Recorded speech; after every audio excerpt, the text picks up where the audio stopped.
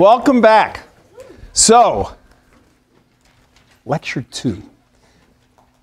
We're going to now dive into our triangle. As I told you about in the last lecture, the entire course is organized around our coat of arms. The coat of arms function being understood two ways: biochemistry, genetics. Fundamentally, studying the most interesting and richest molecules, proteins, but we'll talk about other kinds of molecules. Genes, the object of study of geneticists, and the connection of the two. But today, we're going to start with understanding this picture by beginning several lectures on biochemistry. All right.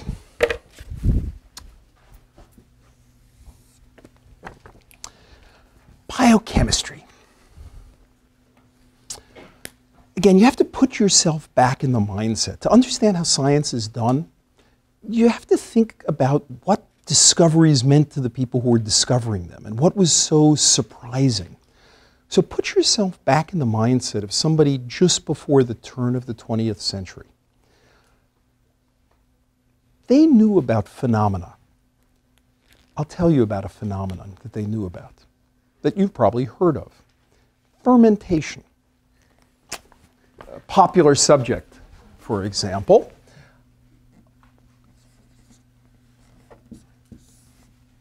I'll name this section in a moment. If you take a glass filled with sugar water or fruit juice, and you just leave it sitting out just at room temperature, over the course of some days, you'll begin to see bubbles develop.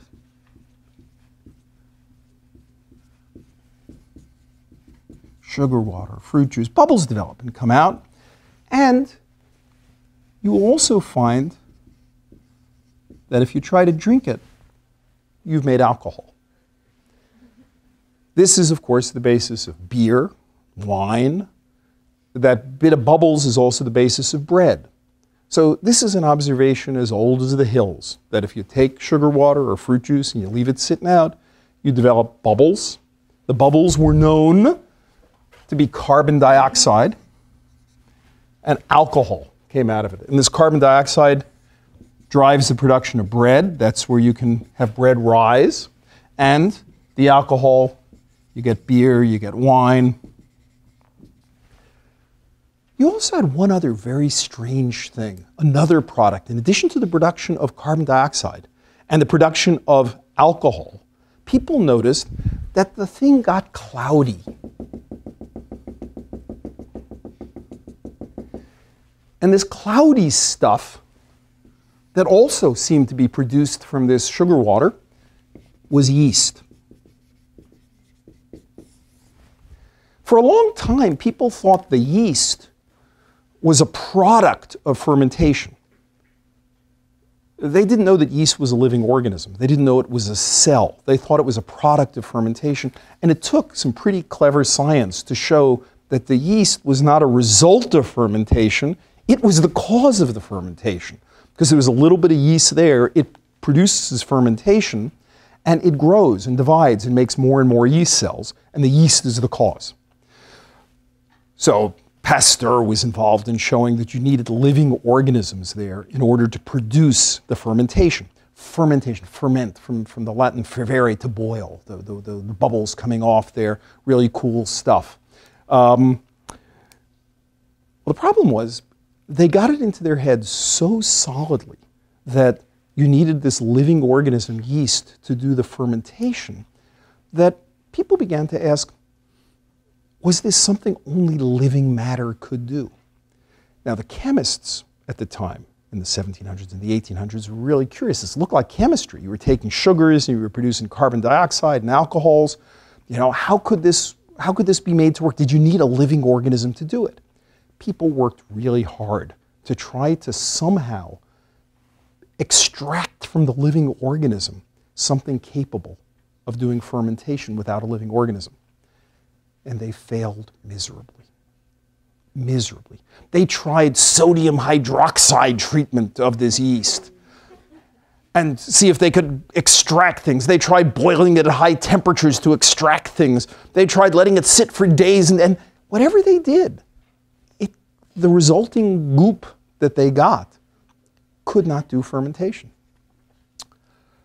You might now guess that the reason they couldn't do fermentation is they had managed with their harsh treatments of high temperatures and sodium hydroxide and other things like that to have destroyed that which might carry out fermentation, but that was not the conclusion in the late 1800s.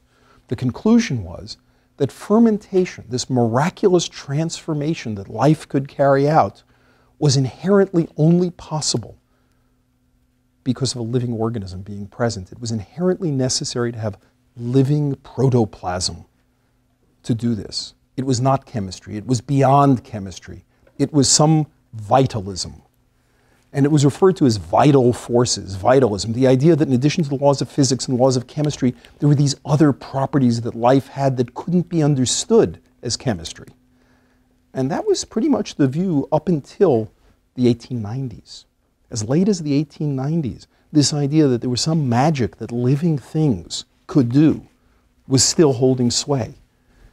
That was called vitalism, this concept. And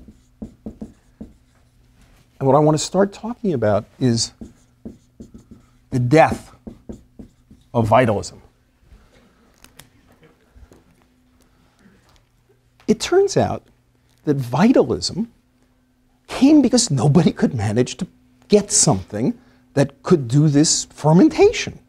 If you could somehow show that you could extract the thing that could ferment without the need of the organism, that would be a big deal. A guy called Edward Buchner came along, and for a variety of reasons I won't go into, but in the mid-1890s said, you know, maybe we should try to be a little more gentle with this yeast thing. And as so often happens in science, it was technology that drove it. He invented powerful new technology. He invented this powerful technology right here. The powerful technology that he invented was first this thing here. A long mortar hanging and a little pestle here in which he could put the yeast, add some sand, some quartz, little particles of sand, and swing this thing around very gently. And the little sand would crack open the yeast, and the yeast would become kind of a doughy, gray, mushy mixture. And he only did that for a couple of minutes, just going around and around and around. Then what he did was he scooped it off, and he put it in a piece of canvas. And he covered the canvas up into a little package, and he stuffed it into this press. And he turns the press and squeezes out yeast juice. And remarkably, the yeast juice was able to carry out fermentation. Now, he had to convince people that it wasn't that a whole lot of cells had somehow gotten in the yeast juice. So he had to convince people that there weren't cells there. And he showed there really weren't cells there, or not very many cells. And you could, even a few cells getting in wouldn't be a problem because it was so active, it was doing so much fermentation, it couldn't be accounted for by a couple little stray cells. So he had to be very scientific about it. But he eventually publishes in 1897 that this yeast juice can carry out fermentation. The stuff that carried out fermentation was referred to as, something from yeast. The Latin name here referring to yeast is zyme. The thing that was in yeast was called an enzyme. There were enzymes, something in yeast. They didn't quite know what it was. And these enzymes could carry out this miraculous transformation. Well, Buchner knocked everybody's socks off with this, And amongst other things, Buchner wins the Nobel Prize for this, for chemistry, Nobel Prize in chemistry for the year 1907. One of the first Nobel Prizes, the 7th Nobel Prize given in chemistry, goes to Buchner for this like landmark thing. Now, I got to say, this whole notion is so remarkable that I went back and pulled out Buchner's Nobel lecture from 1907, in which when he gets invited to Sweden on December 10th for Alfred Nobel's birthday and gives a talk and all that, it's still so cool. And we have on the web, in the resource box associated with the course, Buchner's lecture. And I'm just going to read you a little bit from the end of Buchner's lecture, because on the one hand, he's so excited that they understand this, and on the other hand, he realizes, boy, we hardly know anything. Like, I can't tell you what these enzymes are at all. We've managed to show that yeast juice can do this. We don't need a living organism. Vitalism isn't right. But boy, I have no clue what's going on. And he's so honest here. It's wonderful.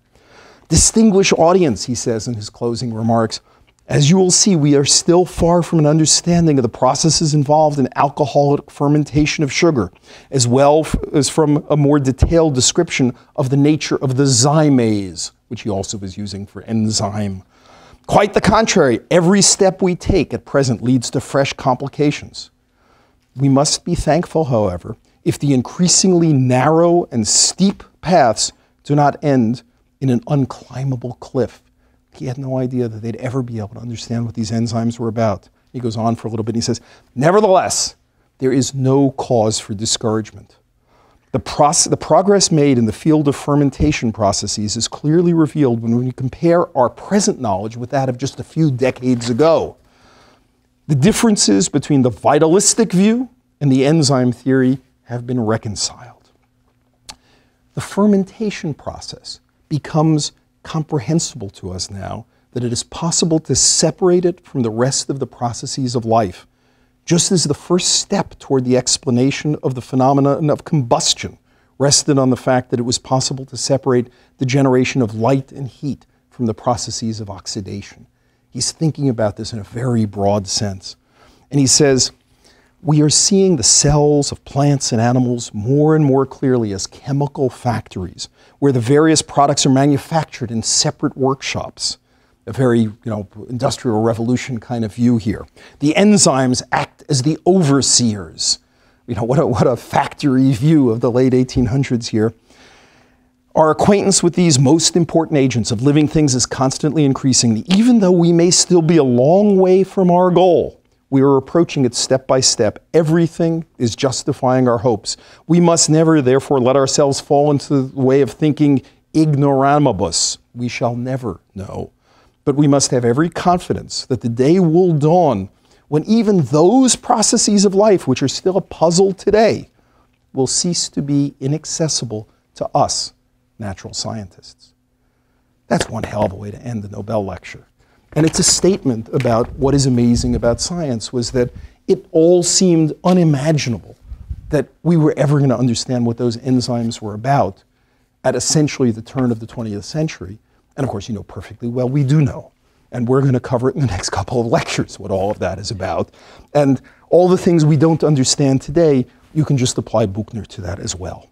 So all right, that's where we are. Buchner, the death of vitalism. And now we've got to actually dive in and understand how all that stuff works.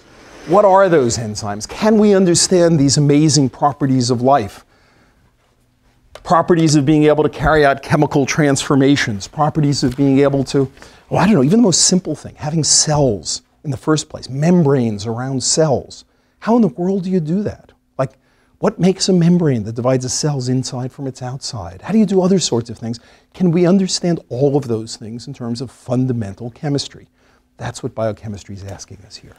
So before we go on to the next segment, test yourself with this problem.